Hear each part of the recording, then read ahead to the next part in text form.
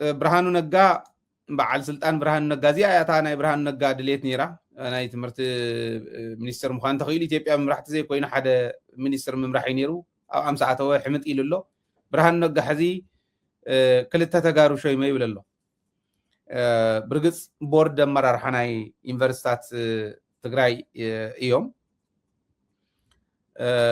سيساي جرماي ناي زوا مأخل تجراي أما حداري يو أما حداري زوا مأخل أول بورد ناي أقسم يونيفرسيتي خوين الله دكتور ردائي ون ناي مقالة يونيفرسيتي بورد خوين الله ناي مقالة يونيفرسيتي بورد زخونة دكتور ردائي ناي مقالة ختمة كنتيبة يو ناي زوا مأخل أما حدار زخونة سيساي ششاي جرماي ون ناي أقسم أفتو زوا ناي زلو يونيفرسيتي بورد عوالي لذي زيو قبو يو كومو وني نيرو حدش نقر يقولون ያው ትዜና ስለዝ መጽአት መረዳእታ ስለዝ መጽአ ዚዞ ልዕሎ ዘለኹም በር ከምኡ እዩ ናይ ዞባ መራሕቲ ኩሉ ግዜ ምስቲ ዩኒቨርሲቲ ሓቢሮም ክሰርሑ ስለ ዘለዎም ናይ ፀጥታ ናይ ካልኦት ቀረባት ምሕደራዊ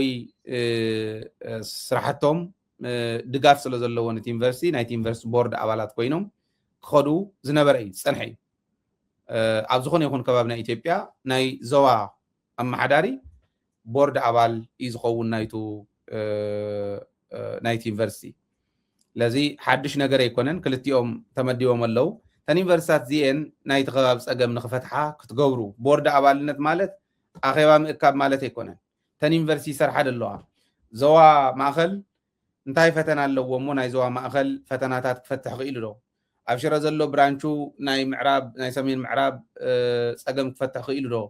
እዚኣቶም ክግምግሙ ምስ ምሕደሮኦም ምስ ምምሕዳሮም ብደንብ ተናቢቡ ምኻድን ፀገም ህዝቢ ምፍትሑን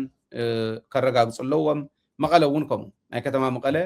ፀገም ክፈትሕ ክእል ኣለዎ ዩኒቨርሲቲ መቐለ ዩኒቨርሲቲ ስለ ዝኾነ ተምሃሮም ርሪቑ ስለ ዝወፀ ዩኒቨርሲቲ ክበሃል ኣይኮነን ብርግፅ ፅቡቅ እንዳሰርሑ መፅኦም እዮም ቶም ዩኒቨርሲታት ስኢሉ ዝነዓቕ ኣይኮነን ግን ብዙሕ ሊሚቴሽን ኣለዎም